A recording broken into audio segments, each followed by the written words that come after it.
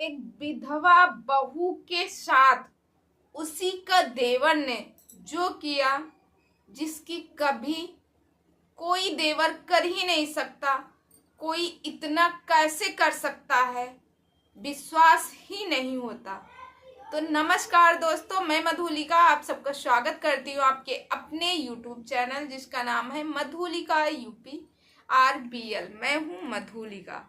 तो दोस्तों, आज की एक कहानी है केरल की एक कहानी है। शाओली नाम की एक लड़की रहती है जिसकी शादी होती है, और शादी होने के बाद जब वो 19 साल की रहती है, वो शादी होती है और उसके ससुराल में 3 देवर उसके रहते हैं। यानी उसकी जो शादी होती है सबसे बड़े वाले लड़के के साथ होती है। फिर उसके बाद उसके 2 देवर रहते हैं।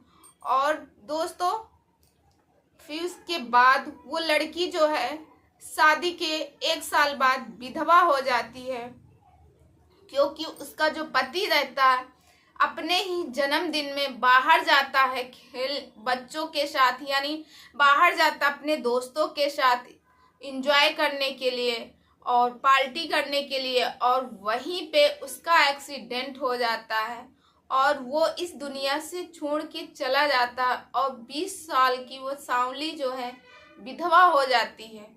तो सांवली जब विधवा होती है उसकी कुछ नहीं समझ में आता, क्योंकि एक तो उसकी उस समय एज 20 साल की रहती है, और ना उसके मतलब अभी तो वो बराबर कहते नहीं, गुलाब जो है बराबर खिला भी नहीं था और अभी से टूट गया था। उसको कुछ समझ में नहीं आ रहा, वो धीरे धीरे डिप्रेशन में जा रही थी। सांवली के जो पति रहते हैं उनका नाम अजय रहता। अजय का अंतिम संस्कार होता है। होने के बाद फिर जो भी क्रियाक्रम रहते हैं सब वो हो जाते हैं, और जो सांवली रहती है वो अपने ससुराल में लगभग उनके पति के जाने के 2 महीने तक रहती है। फिर उसके घर वाले कहते हैं कि सांवली की शादी करनी होगी। उसकी एज ही अभी क्या है, 20 साल की एज है, और 20 साल में लड़कियों की रिश्ते के लिए बात की जाती है, उनके लिए लड़के ढूंढे जाते हैं, और बेटी बहुत छोटी है। तो सांवली के घर वाले, उसके माँ बाप और उसका भाई उसको वहां से लिवा लाता है। अब जब सांवली विदा होने के टाइम पे अपने ससुर जी के पास जाती है तो उसके सास जी उसको पकड़ के बहुत रोती हैं। और जो ससुर जी होते हैं, एक तो बेटे का ही गम, उस गांव में इतना मातम फैला रहता है, बेटे का गम ही रहता उनके ससुर जी को।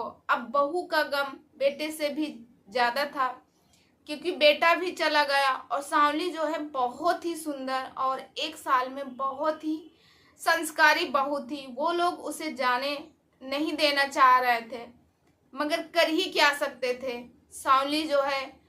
सांवली जब अपने ससुर के पैर छूने जाती है तो ससुर जी सांवली को देख के बेहोश हो जाते हैं।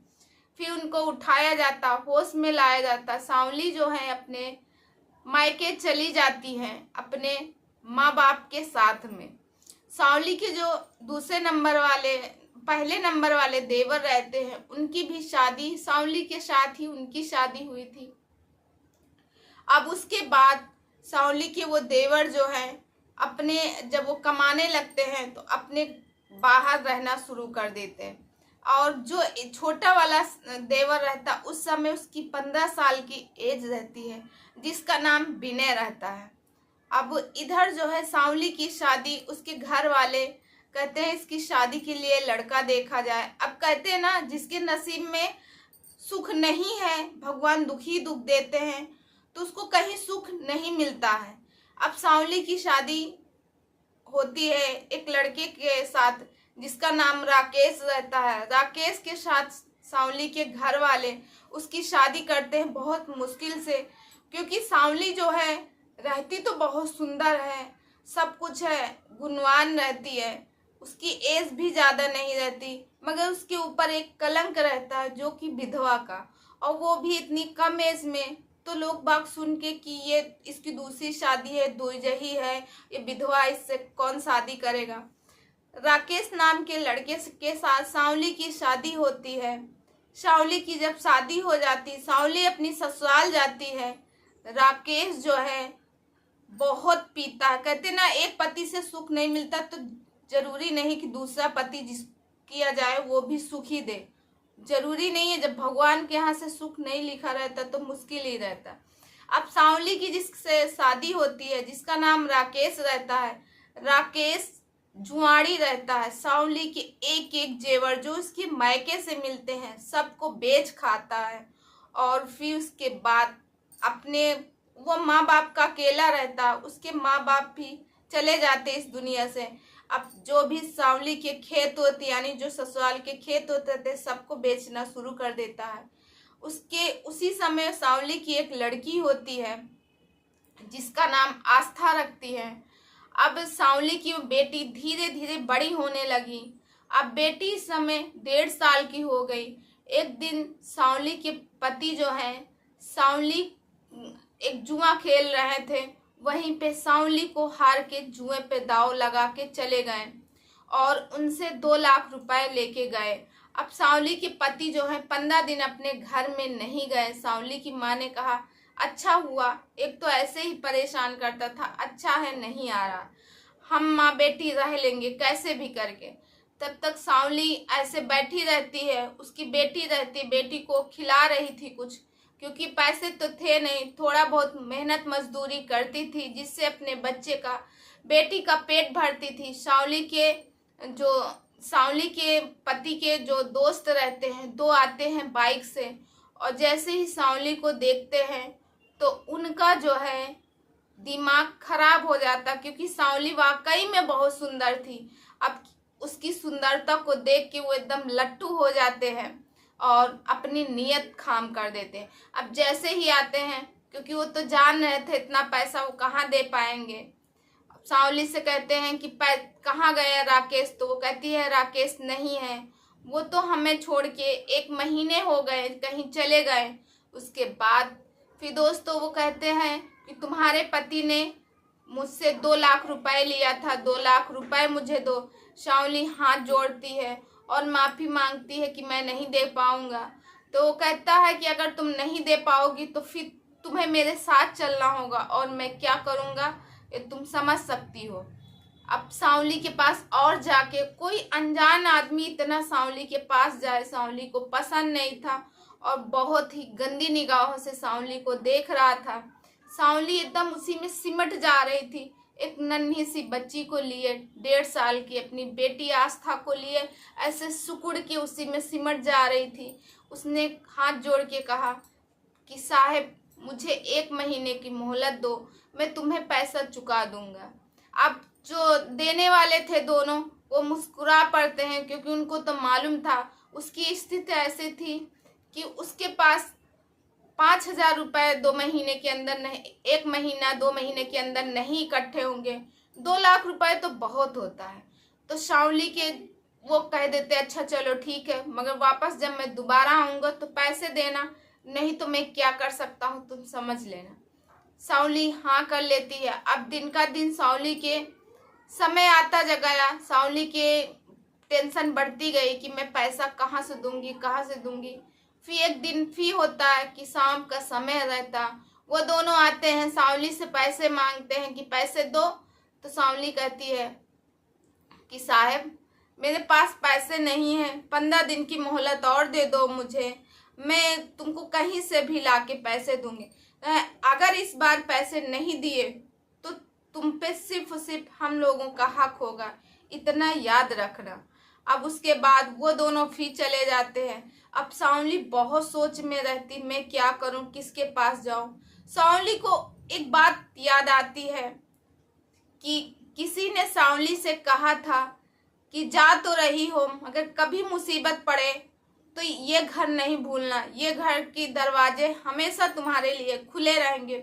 सांवली को ये बात बहुत याद आती है, क्योंकि जो सांवली के ससुर रहते हैं, जब सांवली वहाँ से चलती है, विदा होती है, तो सांवली के ससुर कहते हैं जाओ अपनी ज़िंदगी में खुश रहना, मगर इस घर को नहीं भूलना, जब कभी भी तुम्हें हमारी याद आए तो तुम ज़रूर आ जाना। अब उसके बाद दोस्तों सांवली जो है जाती है, वहीं से लगभग 150-200 किलोमीटर दूर उसका ससुराल रहता है, पहला वाला ससुराल। सांवली अपनी बेटी को लेके, गर्मी का सीजन रहता है, वहाँ पहुँचती है।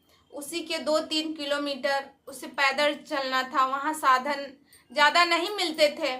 सांवली जा रही थी, फिर उसकी बेटी भी गोद में थी। एक भैया से बोलती है, भैया मुझे वहाँ जाना है, क्या मुझे पहुँचा दोगे? तो बोलते हैं हाँ ठीक, मैं तुम्हें पहुँचा दूँगा। और फिर वहीं पे एक दुकान रहती है, वो भैया रुक के वहीं पे कोल्ड ड्रिंक पीने लगते हैं। तब तक सांवली की बेटी जो आस्था रहती है वो कहती है मम्मा मैं फ्रूटी पीऊँगी, फ्रूटी पीऊँगी। फिर उसके बाद जो बंदा रहता है साथ में वो फ्रूटी देता है, एक सांवली को देता है, एक उसके बेटी को आस्था को देता है। दोनों माँ बेटी पीती हैं और उस आदमी का धन्यवाद कहती हैं, कहती भैया धन्यवाद, और पहुंचा देते हैं उनको उसी के ससुराल। अब जब ससुराल में सांवली पहुंचती है, शाम के 7 बज गए थे। सांवली जैसे घर पे पहुंचती है तो देखती है कि ससुर जी उसके चारपाई में लेटे हैं, सासू माँ इधर उधर है, और जो उसका छोटा वाला देवर विनय है वो चूल्हे पे कुछ बना रहा था। सांवली के पहुंचते ही उसकी सास जी उसे पहचान नहीं पाती, क्योंकि लगभग 5 साल बीत गए थे, कम लगभग 10 साल बीत गए थे। यानी सांवली जो है इस समय अब 30 साल की हो गई थी, और जो उसका छोटा वाला देवर था वो इस समय 25 साल का हो गया था। अब सांवली जैसे ही अंदर पहुंचती हैं तो उसकी सासू माँ पहचान नहीं पाती, क्योंकि एक गोदी में बच्ची ली थी। उनके ससुर जी पूछते हैं कौन है। फिर उसके बाद सांवली जाके उनके पैर छूती है। सांवली की स्पर्श से उनके ससुर तुरंत रोने लगते हैं। अरे बोलते हैं बेटा तुम, उसको ऐसे उठा लेते हैं और कहते हैं तुम तो मुझे भूल ही गई, इतने दिन हो गए, तुमको आना चाहिए, तुमने कभी नहीं मिला, आज कैसे आई हो? और फिर उसकी सास पूछती है हाल चाल। फिर सांवली हाल चाल बताती, सब ठीक है। फिर सास जी और ससुर जी बताते हैं बेटा क्या बताऊं, अजय के जाने के बाद हमारा बेटा संतोष जो है वो भी चला गया अपनी बीवी को लेके बाहर कमाने, और उसके बाद विनय है, विनय ही खाना वगैरह बनाता है, और जो भी खर्चा है पढ़ाई लिखाई में उसी में अपना करता है। इस समय हम लोग एक एक पैसे के लिए मोहताज हैं, मगर भगवान चाहेगा तो विनय तैयारी कर रहा, उसको एक अच्छी जॉब मिल जाएगी जिससे हमारे कुछ दिन अच्छे आ जाएंगे। अब सांवली सोचती है कि मैं तो इनसे मदद मांगने आई थी, 2 लाख रुपए मांगने आई थी, मगर ये तो खुद ही रो रहे हैं, ये मुझे कहाँ से 2 लाख रुपए देंगे। उसके बाद दोस्तों सांवली जो है चली जाती है। सांवली जो है फिर खाना वगैरह विनय के साथ बनाने लगती है, खिलाती है। फिर उसकी सास ससुर कहते हैं बेटा मैं तुम्हें खोना नहीं चाहती थी, तुम्हारी जैसी बहू मुझे चाहिए थी, मगर क्या करूं, उस समय मैं मजबूर था, क्योंकि मेरा जो छोटा बेटा है उस समय सिर्फ उसकी 15 साल एज थी। अगर वो 20 साल 25 साल होता तो तुम्हारी उसकी शादी कर देते, थोड़ा बहुत तुम बड़ी रहती उससे तो क्या हुआ। इतना कहने के बाद मानो विनय और सांवली की धड़कनें तेज हो जाती है। दोनों उसी समय मने मन सोचने लगते हैं काश ऐसा होता, हम लोग की शादी हो जाती। फिर उसके बाद दोस्तों खाना वाना होता, सारी रात बातें होती हैं और सो जाते हैं। फिर जब सुबह होती है तो सांवली की बच्ची जो आस्था रहती है, सांवली उठती है, सुबह घर का काम करती, खाना वाना बनाती है, फिर अपने बेटी को कपड़े पहनाती है, तैयार कराती है और कहती है बेटा जल्दी से पहन लो, हम लोग को पहुंचना है।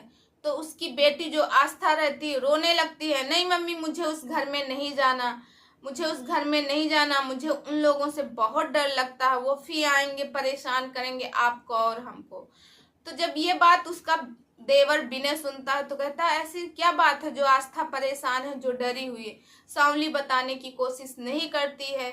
फिर उसके बाद जो विनय रहता है वो कहता है बताओ तुम्हें आस्था की कसम। फिर सांवली और आस्था बताती है कि 2 लोग आते हैं पैसे के लिए, जिससे मेरी शादी हुई थी, वो बहुत ही जुआड़ी और बहुत ही पियक्कड़ हैं, पता नहीं कहाँ है, इस दुनिया में है भी या नहीं मैं नहीं जानती हूँ।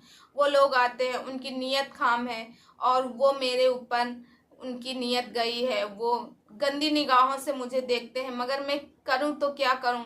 मैं पैसों की मदद के लिए आई थी, मगर मैंने जब बाबूजी से और माँ जी से सारी बात जान ली, जिसकी वजह से मेरी हिम्मत नहीं पड़ी कहने के लिए। अब उसके बाद सांवली के जो देवर रहते हैं विनय, वो सोचता है कि अब मैं इनसे शादी करूंगा। तो वो कहता है सांवली से, क्या मुझसे शादी करोगी? मैं आस्था को अपना नाम देना चाहता हूँ, आस्था को अपनाना चाहता हूँ। तो उसके बाद सांवली कहती है, ये कैसे मुमकिन है, मम्मी पापा नहीं मानेंगे। तो कहते हैं कि चलो ठीक है, मैं माँ बाप से बात करूँगा। फिर जैसे ही सुबह रहती है, वो लोग जाते हैं, उनके सास ससुर, सांवली के जो सास ससुर चाय पी रहे थे, उसी समय जाके वो बताती है उसका देवर कि अब सांवली कहीं नहीं जाएगी, मैं इनके साथ शादी करना चाहता हूँ, क्या आप लोगों की इजाज़त है? उसी समय उसके माँ और बाप के आंसू निकल आते हैं और सांवली को गले लगा लेते हैं और अपने बेटे को भी। वो कहते हैं, मैं तो यही चाह ही रहा था कि सांवली कहीं ना जाए, मुझे इस रिश्ते से कोई नहीं परेशानी है और सांवली के साथ तुम खुश रहोगे, तुम्हारी हम शादी कर देंगे। तो दोस्तों, सांवली की शादी हो जाती है और ये शादी जो हुई है अक्टूबर सन 2023 में इनकी शादी हुई है। आज वो दोनों लोग अच्छे से रह रहे हैं और सांवली वहां जाना भूल गई, आस्था भी अब उस घर में खुश है। तो दोस्तों, ये कहानी आपको कैसी लगी? विनय ने बहुत देवर तो था, छोटा देवर था, मगर उसने बहुत अच्छा काम किया, एक विधवा को नई जिंदगी दी और उसके बाद एक बेटी को अपना नाम दिया। तो दोस्तों, इस कहानी को यहीं करती बंद और कल मिलती हूँ अच्छे से वीडियो में, अच्छे से एक नई कहानी में। और दोस्तों, जाते जाते आप लोगों से यही बोलेंगे, अगर आप इस चैनल में नए हैं तो प्लीज़ सब्सक्राइब माय चैनल